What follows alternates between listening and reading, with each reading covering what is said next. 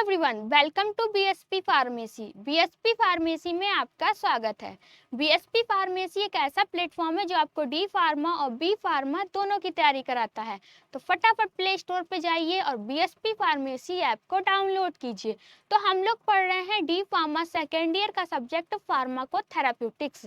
फार्माकोथेराप्यूटिक्स के अंदर आपका चल रहा है चैप्टर सेकेंड के अंदर हम लोग हाइपरटेंशन के बारे में जान चुके हैं कि हाइपरटेंशन क्या होता है, और एंजाइना पेक्टोरिस के बारे में भी पढ़ चुके हैं। आज की वीडियो में हम लोग बात करने वाले हैं हाइपरलिपिडेमिया कि हाइपरलिपिडेमिया क्या होता है। वीडियो में कंप्लीट बात करेंगे, तो वीडियो को लास्ट तक जरूर देखना। वीडियो में कोई भी इम्प्रूवमेंट करने को होता है तब आप कमेंट सेक्शन में कमेंट करके बता सकते हैं। और ये जो पीडीएफ है हम अपने टेलीग्राम चैनल पे अपलोड कर देंगे, वहां से जाके आप लोग डाउनलोड कर सकते हैं। टेलीग्राम चैनल की लिंक आपको डिस्क्रिप्शन बॉक्स में मिल जाएगी, तो जल्दी से जाइए और टेलीग्राम चैनल को भी ज्वाइन कीजिए। तो चलिए आइए जानते हैं हाइपरलिपिडेमिया के बारे में कि हाइपरलिपिडेमिया क्या होता है। जब ब्लड में फैट, कोलेस्ट्रॉल या फिर ट्राइग्लिसराइड की मात्रा बढ़ जाती है तो इसी को ही हम लोग क्या कहते हैं, हाइपरलिपिडेमिया कहते हैं। तो hyperlipidemia is a condition in which there are high level of lipid fats like cholesterol and glycerine triglycerides in the blood.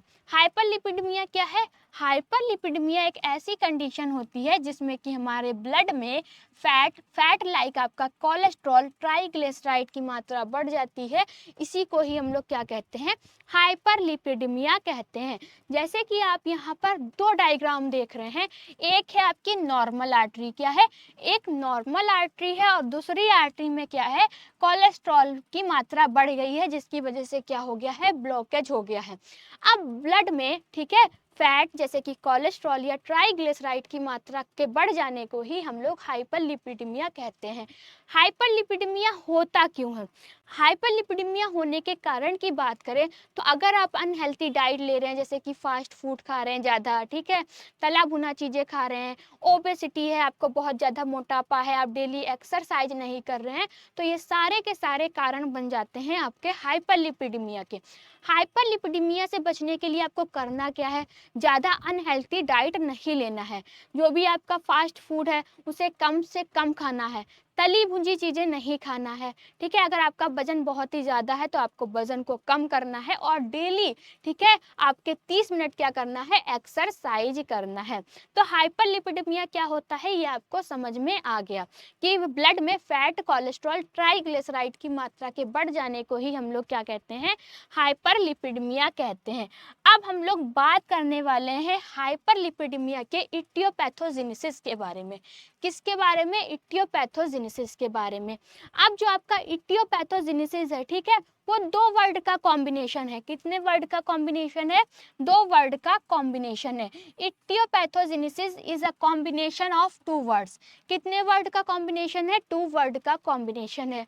To word कौन कौन से है? पहला है आपका इटियोलॉजी और दूसरा है पैथोजेनेसिस, ठीक है। कौन कौन से हैं? इटियोलॉजी और पैथोजेनेसिस। इटियोलॉजी क्या है और पैथोजेनेसिस क्या है? इटियोलॉजी में हम लोग पढ़ते हैं जो भी हमको डिजीज हुई है वो किस कारण से हुई है, किस में पढ़ते हैं, इटियोलॉजी में पढ़ते हैं। पैथोजेनेसिस में क्या जानते हैं, जो हमारे अंदर डिजीज डेवलप हुई है उसकी प्रक्रिया क्या रही है, ठीक है, उसकी प्रोसेस के बारे में हम लोग किसके अंदर पढ़ते हैं, पैथोजेनेसिस के बारे में पढ़ते हैं। तो इसमें क्या लिखा है, इटियोलॉजी में क्या पढ़ते हैं, the cause of a disease, कि जो भी हमारे अंदर बीमारी हुई है उसका कारण क्या है, किस वजह से हुई है, ठीक है। पैथोजेनेसिस में हम लोग पढ़ते हैं the development and mechanism of disease in the body, कि बीमारी शरीर में कैसे उत्पन्न होती है और शरीर में कैसे बढ़ी, ये हम लोग पढ़ते हैं पैथोजेनेसिस के अंदर, ठीक है। तो so etiopathogenesis means the study of the cause and the process of development of a disease, किसी बीमारी के कारण और उसके शरीर में विकास की प्रक्रिया का अध्ययन हम लोग किसके अंदर करते हैं, इटियोपैथोजेनेसिस के अंदर करते हैं। तो सबसे पहले हम लोग बात करेंगे इटियोलॉजी की, ठीक है। जो आपका हाइपरलिपिडेमिया है उसके इटियोलॉजी की बात करेंगे कि हाइपरलिपिडेमिया किस कारण से हुआ है, ठीक है। तो पहला क्या है, अनहेल्थी डाइट। अगर आप ज़्यादा तला भुना खाते हैं, ठीक है, बहुत ज़्यादा फास्ट फूड खाते हैं, तो आपके ब्लड में कोलेस्ट्रॉल या फिर ट्राइग्लिसराइड की मात्रा बढ़ जाती है, जिसकी वजह से क्या होता है, हाइपरलिपिडमिया होता है। पहला कारण तो ये है। दूसरा है लैक ऑफ एक्सरसाइज। अगर आप डेली एक्सरसाइज नहीं करते हैं तब भी आपको क्या होता है, हाइपरलिपिडमिया होता है। तो इसके लिए क्या करना है आपको, डेली, ठीक है, 30 मिनट एक्सरसाइज करनी है। जेनेटिक फैमिली हिस्ट्री, परिवार में पहले बीमारी होना, जैसे कि आपके परिवार में अगर पहले किसी को हाइपरलिपिडमिया था तो इस वजह से भी आपको हाइपरलिपिडमिया हो सकता है। ये हो गया। उसके बाद है आपका ओबेसिटी। ओबेसिटी, अगर आपको बहुत ज़्यादा मोटापा है, ठीक है, ये भी कारण है। और दूसरा है डायबिटीज़ या थायराइड प्रॉब्लम। किसी को अगर डायबिटीज़ या थायराइड प्रॉब्लम होती है तब भी क्या होता है, हाइपरलिपिडमिया हो जाता है। यह है आपका इटियोलॉजी ऑफ हाइपरलिपिडमिया। उसके बाद हम लोग बात करने वाले हैं पैथोजेनेसिस की, कि हाइपरलिपिडमिया जो हमारे अंदर हुआ है या फिर कोई भी डिजीज़ हुई है उसका क्या प्रक्रिया रही है, ठीक है। तो क्या है, एक्स्ट्रा फैट इंटेक। अगर हम कोई भी फैटी चीज लेते हैं तब क्या होता है, लीवर प्रोसेस होती है, इट कोलेस्ट्रॉल एंड ट्राइग्लिसराइड जो होता है वो क्या होता है, बढ़ जाता है। किस में बढ़ जाता है, ब्लड में बढ़ जाता है। Deposit in blood vessels. अब ब्लड वेसल्स में होकर क्या होता है, जमा हो जाता है, जिसकी वजह से क्या होती है, आपकी ब्लड वेसल्स पतली हो जाती हैं और ब्लड का फ्लो अच्छे से नहीं हो पाता है। क्या नहीं हो पाता है, ब्लड का फ्लो अच्छे से नहीं हो पाता है। और उसकी वजह से क्या होता है, risk of heart disease, heart disease की रिस्क भी आपकी बढ़ जाती है। तो पैथोजेनेसिस क्या है, अगर हम ज़्यादा एक्स्ट्रा फैट खाते हैं तो उसकी वजह से क्या होता है, लीवर में प्रोसेस होने लगती है, जो आपका कोलेस्ट्रॉल और ट्राइग्लिसराइड होता है वो बढ़ जाता है। कहाँ बढ़ जाता है, ब्लड वेसल्स में बढ़ जाता है। ब्लड वेसल्स में जब जमा हो जाएगा कोलेस्ट्रॉल और ट्राइग्लिसराइड, तब जो आपकी ब्लड वेसल्स होंगी वो क्या होंगी, पतली हो जाएंगी, जिसकी वजह से क्या होगा, आपका जो ब्लड होगा वो अच्छे से फ्लो नहीं हो पाएगा। अब जब ब्लड फ्लो ही नहीं होगा अच्छे से, तब क्या होगा, आपकी हार्ट की डिजीज का क्या होगा, रिस्क बढ़ जाएगा। तो ये है आपकी पैथोजेनेसिस। पैथोजेनेसिस में क्या था, शरीर में फैट बढ़ने से खून में कोलेस्ट्रॉल और ट्राइग्लिसराइड का स्तर बढ़ जाता है, जिससे कि रक्त नलिकाओं में जम जाता है। जमने की वजह से क्या होगा, ब्लड अच्छे से फ्लो नहीं होता है। अब जब फ्लो ही नहीं होगा ब्लड अच्छे से, तो आपके हार्ट डिजीज की रिस्क बढ़ जाएगी। तो ये हम लोग ने बात की पैथोजेनेसिस की। पैथोजेनेसिस के बाद हम लोग बात करने वाले हैं clinical manifestation of hyperlipidemia. Manifestation क्या है, जैसे कि किसी भी इंसान को हाइपरलिपिडेमिया है तो उसके क्या क्या लक्षण देखने को मिलेंगे। मैनिफेस्टेशन का मतलब होता है लक्षण, ठीक है।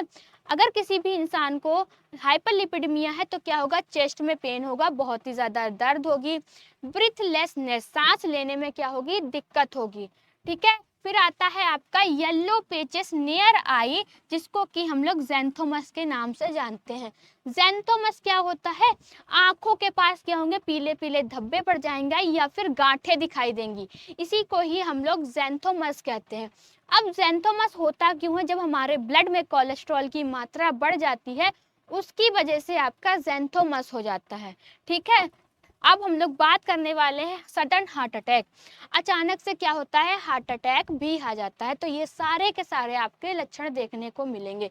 क्या होगा, चेस्ट पेन है, ब्रीथलेसनेस है, येलो पेचेस नियर आईज है, ठीक है, सडन हार्ट अटैक।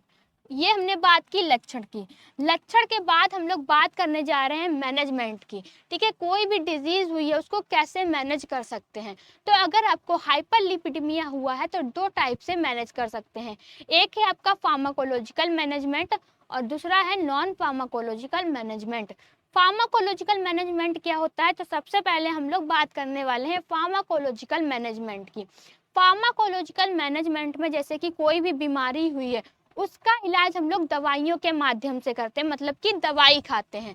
तो कौन कौन सी दवाई लेंगे, तो ओमेगा क्लास की ड्रग लेंगे, ओमेगा 3 क्लास की ड्रग लेंगे। ये क्या करेंगी, फैट को कम करेंगी। अगर हमारे शरीर में बहुत ज़्यादा फैट हो गया तो उसको कम करेंगी। ओमेगा 3 फैटी एसिड के क्लास की ड्रग में कौन कौन सी ड्रग आती हैं, जैसे कि आपका फिश ऑयल कैप्सूल लेंगे हम लोग, क्या लेंगे, फिश ऑयल कैप्सूल लेंगे। दूसरा हम लोग स्टेंस लेंगे। स्टेंस क्या करेंगी, अगर हमारे शरीर में कोलेस्ट्रॉल की मात्रा बहुत ही ज़्यादा हो गई है तो वो कोलेस्ट्रॉल की मात्रा को क्या कर देंगी, कम कर देंगी। कौन कम कर देंगी, स्टेंस क्लास की ड्रग। अब स्टेंस क्लास की ड्रग के अंदर कौन कौन सी ड्रग्स आती हैं, जैसे कि आपका एट्रोरवेस्टेन हो गया और रोसुवेस्टिन हो गया। ठीक है, ये ड्रग आपकी कौन सी है, स्टेंस क्लास की ड्रग है। थर्ड हम लोग लेंगे कौन सी, फाइब्रेट्स क्लास की ड्रग। फाइब्रेट्स क्लास की ड्रग क्या करेंगी, अगर हमारे शरीर में ट्राइग्लिसराइड की मात्रा बहुत ही ज़्यादा हो गई है तो ये ट्राइग्लिसराइड की मात्रा को क्या कर देंगी, कम कर देंगी। अब इसके अंदर कौन सी ड्रग आती है, आपकी आती है फेनोफाइब्रेट्स। फेनोफाइब्रेट्स ड्रग क्या करेगी, आपकी ट्राइग्लिसराइड की मात्रा को कम कर देगी। अगर शरीर में ट्राइग्लिसराइड की मात्रा बहुत ही ज़्यादा हो गई है तो उसको क्या करेगी, कम कर देगी। फोर्थ है आपकी नियासिन।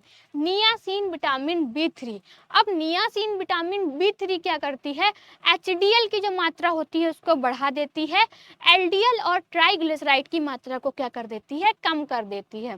तो फार्माकोलॉजिकल मैनेजमेंट में हम लोग दवाइयों के माध्यम से डिजीज को सही करते हैं।